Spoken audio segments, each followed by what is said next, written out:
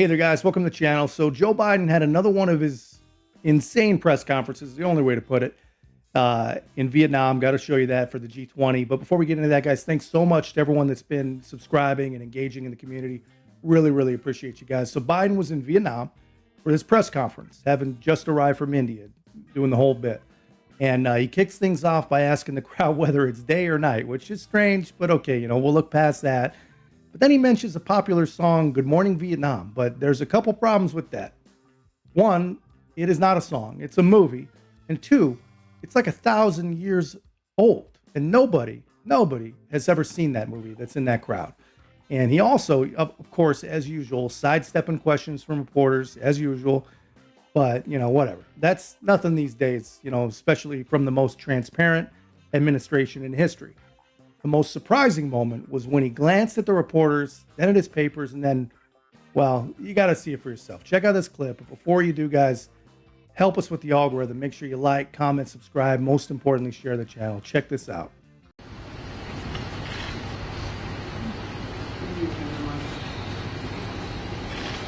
It is evening, isn't it? This around the world in 5 days is interesting. Well, there's that, one of my staff members said, remember the famous song, Good Morning Vietnam? Well, good evening Vietnam. And good morning back in America. My brother loves having those famous lines from movies that he always quotes. And one of them is there's a movie about John Wayne. He's an Indian scout. And they're trying to get I think it was Apache, one of the great tribes of America, back on the reservation. And he's standing with the Union, so we're all on their horses and their saddles. And there's 3 or 4 Indians in headdresses, and the Union soldiers. The Union soldiers basically saying to the Indians, come with me, we'll take care of the movie, everything will be good. And the Indian looks at John Wayne and points to the Union soldier and says, he's a lion, dog-faced pony soldier. Well, there's a lot of lion, dog-faced pony soldiers out there about global warming. But not anymore. All of a sudden, we're all realizing it's a problem. And there's nothing like seeing the light. Let's see. I'm just following my orders here.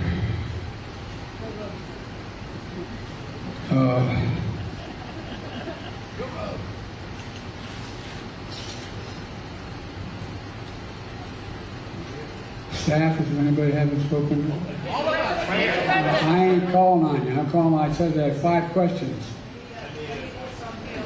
Anita, BOA. Yeah, man. So you see that, let me know in the comments, what you really make of this. So Biden, he looks at his papers and interestingly mentions that he was instructed to call only on women that night. And he then says he's just following orders. I'm following orders. And asks aloud, who he was supposed to call on or told to call on or whatever. Now, unfortunately, this is nothing new, but it does make us ask the same old question yet again. A question that we should never, ever have to ask about the President of the United States. The president we supposedly voted for. Who exactly is giving orders to the President of the United States? Because theoretically, that person is actually in control of the country, right? Am I wrong about that? And that's an insane thought. We did not vote for this person. We voted for this.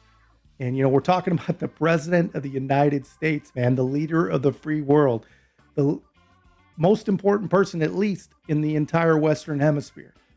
Insane global responsibilities with this guy. And he's taking orders. But he's being told what to do. By who?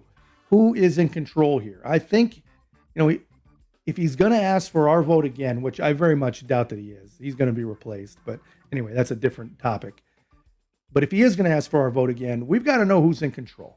Anyway, guys, that's just my take. Let me know yours in the comments. If you haven't already, please make sure to like, comment, subscribe. Most importantly, share the channel. We'll see you in the next one.